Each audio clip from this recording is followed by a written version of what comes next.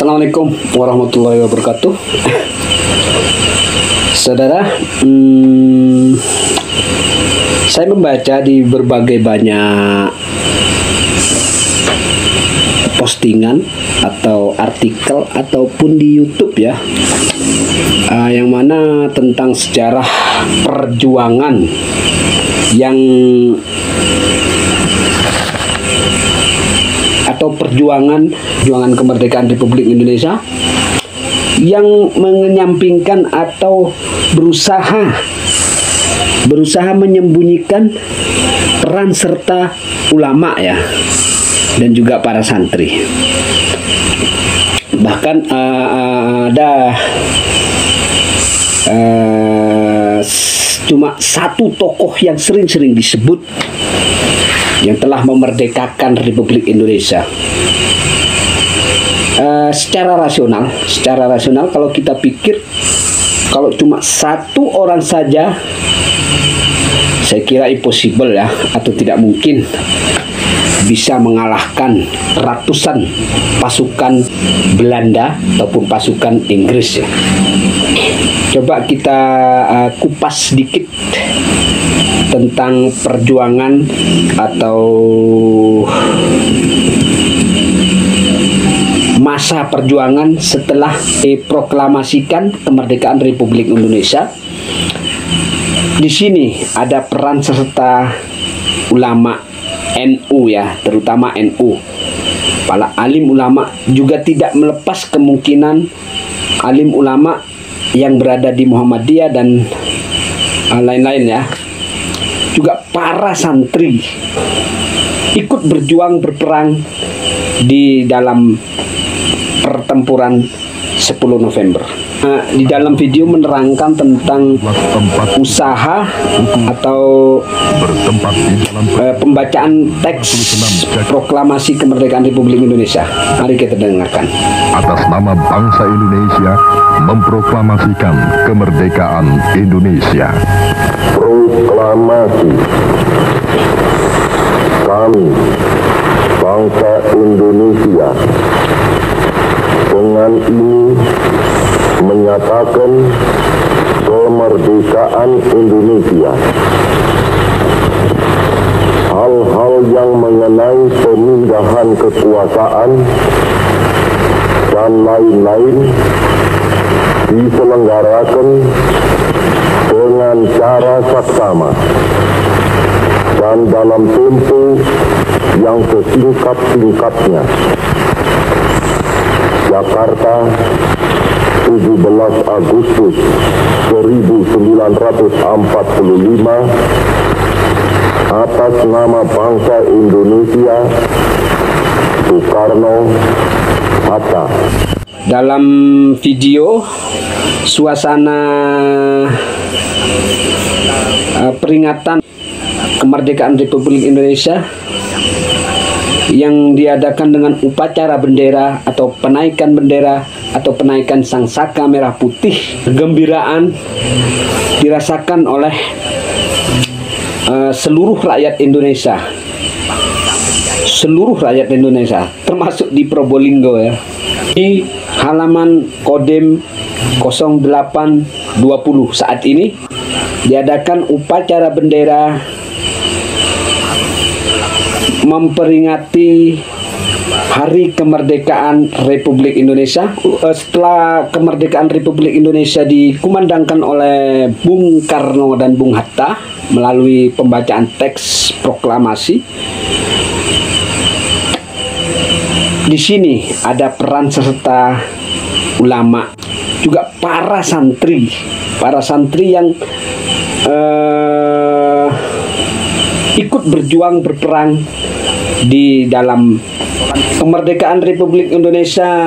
Terdengar kabar bahwasanya pasukan Inggris yang telah menang perang dunia kedua melawan Jepang. Rupanya pasukan Inggris pada waktu itu diboncengi oleh pasukan Belanda yang bernama Nica. Pada waktu itu dipimpin langsung oleh Malabi ya, Jenderal Malabi. Dengan maksud untuk melucuti senjata pasukan Jepang yang pada waktu itu sudah dilucuti dahulu oleh pemuda dan pasukan TNI ya, sudah dilucuti lebih dulu. Semua senjata yang dimiliki oleh Jepang di Jawa Timur pada diambil, dirampas semuanya. Jadi tinggal pasukan Jepangnya, tank, mobil lapis baja dan lain-lain itu sudah dikuasai oleh para pemuda. Pasukan atau divisi Malabi yang awalnya rencana untuk hanya melucuti pasukan Jepang, namun mereka melakukan hal-hal yang melukai hati rakyat Jawa Timur. Pasukan Malabi tidak menyadari bahwasanya siap tempur karena mereka tidak suka akan kehadiran pasukan Inggris. Daratnya pasukan Inggris pada waktu itu langsung mendapat sambutan pertempuran selama 3 hari ya, yang lumayan mampu menggulung pasukan Inggris yang dipimpin oleh Brigadir Jenderal Malabi. Pimpinan pasukan Inggris pada waktu itu memanggil atau mendatangkan Presiden Soekarno, pemimpin negara Republik Indonesia. Kedatangan sang presiden cukup untuk meredakan kemarahan rakyat Jawa Timur yang dikhawatirkan oleh Bung Karno pada waktu itu, yaitu pasukan rakyat yang telah mengepung adanya pasukan Malabi di Surabaya itu tidak bisa keluar ke kanan dan ke kiri ya. Makanan pun harus dikirim dari udara oleh pasukan Inggris yang lain yang berada di pelabuhan. Pasukan Inggris yang terluka terluka dalam pertempuran selama 3 hari itu lebih dari 1.400 orang ya, yang menjadi korban, baik luka-luka ataupun yang meninggal dunia, termasuk Jenderal Malabi itu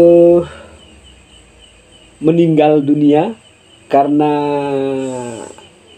dalam proses gencatan senjata. Ada yang jahil kayaknya ya. Ada yang tidak mengerti tentang pertemuan antara pejabat Republik Indonesia dengan Jenderal Malabi, sehingga melemparkan granat tangan ke dalam mobil Jenderal Malabi dan menewaskan pemimpin pasukan Inggris tersebut. Kemudian pemerintah Inggris marah, skuadron pesawat tempur, kapal laut, intinya dalam satu divisi ya, untuk menghancur leburkan Surabaya yang dipimpin oleh Jenderal Menser pengganti Jenderal Malabi ya. Intinya Surabaya pada waktu itu diancam untuk akan diratakan dengan bumi. Wow. Hebat ya ancamannya tentara Inggris. Jenderal Manson pengganti Jenderal Malabi pada waktu itu sangat dendam sekali ya kepada rakyat Surabaya, dengan ancaman jika rakyat Surabaya tidak menyerahkan diri atau tidak menyerahkan semua senjata yang dirampas dari Jepang, dalam 3 hari Surabaya akan rata dengan tanah atau dibakar habis ya. Namun perkiraan Jenderal Manson pada waktu itu luput ya. Mereka dengan sombongnya mengatakan hanya butuh 3 hari untuk meratakan, untuk menaklukkan Surabaya. Akan tetapi mereka butuh waktu selama 1 bulan atau 1 bulan kurang ya, atau 21 hari untuk menaklukkan Surabaya. Jadi tentara Inggris pada waktu itu membutuhkan waktu sekitar hampir 1 bulan ya untuk menaklukkan Surabaya, karena yang awalnya diperkirakan membutuhkan hanya 3 hari.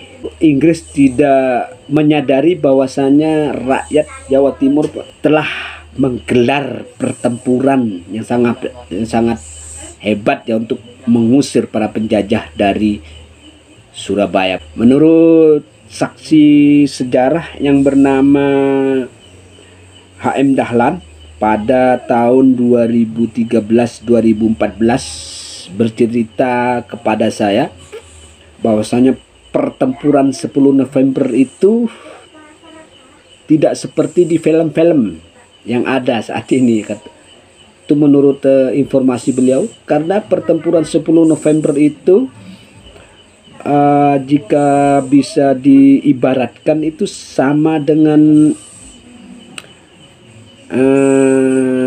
ombak di lautan yang saling berkejaran ya, sama dengan itu. Jadi pada pertempuran 10 November itu sekitar 100 orang pejuang menghadapi 1 penembak yang menggunakan brand. Jadi 1 orang penembak pasukan Inggris dihadapi oleh 100 orang pejuang. Para pejuang kita ada yang menggunakan senjata, bedil, pistol dan lain-lain, namun lebih banyak menggunakan bambu runcing.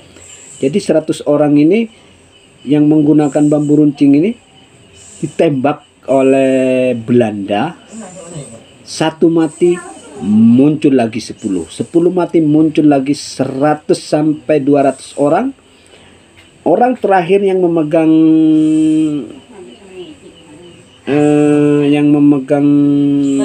bambu runcing itu baru bisa membunuh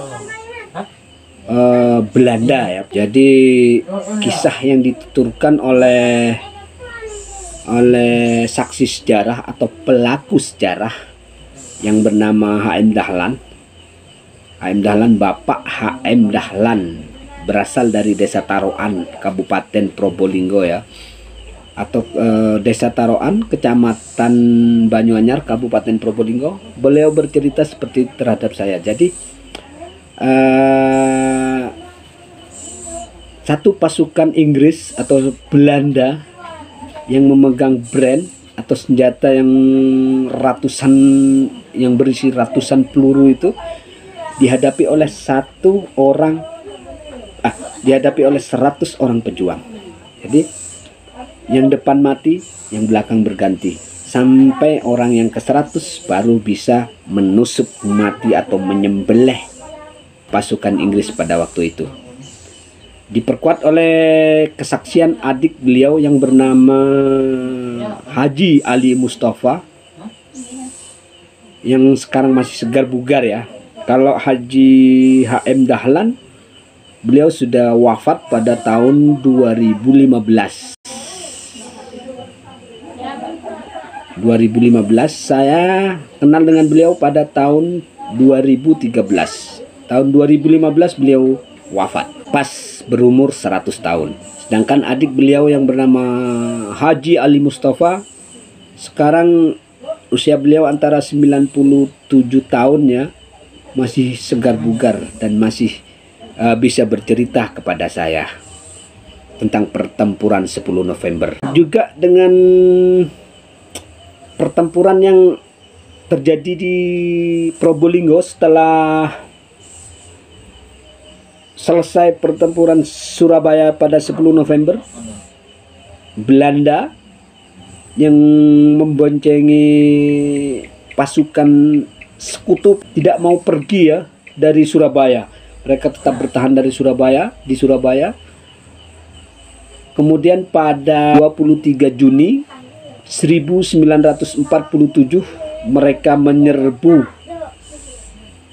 Probolinggo melalui Pasir Putih, kemudian menaklukkan kota Situbondo, dan mereka Belanda atau Nica membagi dua kekuatan. Yang pertama, kekuatan mereka menuju menuju ke arah timur kota Situbondo dan selatan ke kota Situbondo untuk menaklukkan Bondowoso dan Banyuwangi. Pasukan yang kedua menuju ke arah barat yang harus menaklukkan kota Probolinggo, Lumajang, juga Jember. Nah, di sini mereka berhasil dengan gemilang ya menaklukkan kota Probolinggo, juga menaklukkan Lumajang dan Jember. Mereka berhasil dengan gemilang karena mereka karena pasukan yang ada di Probolinggo pada waktu itu hanya sedikit dan persenjataannya pun tidak memungkinkan untuk menghalau datangnya pasukan Belanda dengan persenjataan lengkap dan didukung dengan panser atau kendaraan lapis baja. Pertempuran yang terjadi di Probolinggo setelah selesai pertempuran Surabaya pada 10 November, Belanda pada pukul 6 pagi tanggal 23 Juni 1947 Belanda masuk ke kota Probolinggo setelah mereka harus menghadapi pejuang yang berada di Paiton. Kemudian pejuang yang berada di Paiton mundur karena kalah jumlah juga senjata ke arah kota Kraksan. Di kota Kraksan pun para pejuang kita mengalami kekalahan telak, sehingga Belanda pada waktu itu menjadikan kota Kraksan sebagai markas pertama atau markas pasukan artileri yang pertama yang menempati sekarang kita sebut alun-alun kota Kraksan. Di sana pasukan Belanda membuat markas ya. Kemudian sebagian kecil ditinggal di kota Kraksan, lalu yang lain menuju ke arah kota Probolinggo. Sebelum mencapai kota Probolinggo, pasukan kita menghadang di wilayah Pajarakan. Di wilayah Pajarakan mereka mendapat perlawanan sengit dari dua pasukan ya, atau dua grup pasukan. Yang pertama Laskar Sabilillah Genggong, kedua Laskar Kompi Sapu Jagat yang dipimpin oleh Serma Abdul Ghani pada waktu itu di Pajarakan. Namun para pejuang pada waktu itu mengalami kekalahannya karena seperti di awal saya bilang, kalah jumlah personil, kalah peralatan perang dan lain-lain ya. Kemudian pasukan TNI yang pada waktu itu dipimpin oleh Serma Abdul Ghani di Pajarakan, sebagian pasukan mundur ke arah Gending dan bertahan di Gending. Di Gending dibantu oleh Laskar Rakyat yang pada waktu itu dipimpin oleh Serma Asmali, HM Dahlan, Haji Ali Mustafa, juga Bapak Kelap Wijaya. Nah, jadi agak alot juga Belanda untuk menuju ke kota Probolinggo. Di Gending dapat perlawanan yang sangat sengit ya.